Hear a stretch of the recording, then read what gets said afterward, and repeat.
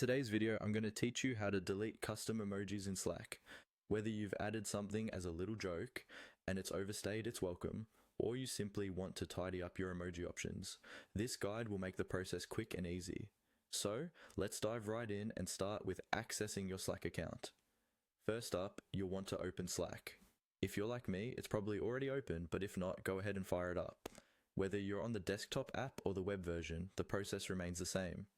Once you're in, take a look at the top left corner of the screen where you'll see your workspace name or logo depending on your settings.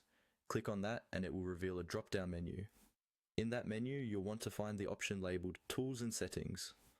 Click on it and this will open up a range of tools you can use to customize your Slack experience. We're going to focus on the customization options, so next, within this new menu, look for the Customize Workspace option. This is the gateway to altering how your Slack workspace looks and functions, including your emoji. Clicking Customize Workspace will take you to a new page dedicated to customization options. Here, you'll need to scroll down until you reach the emoji section. This section will display all the custom emojis that have been added to your workspace. Each emoji will have a small X next to it, which is crucial for the next step.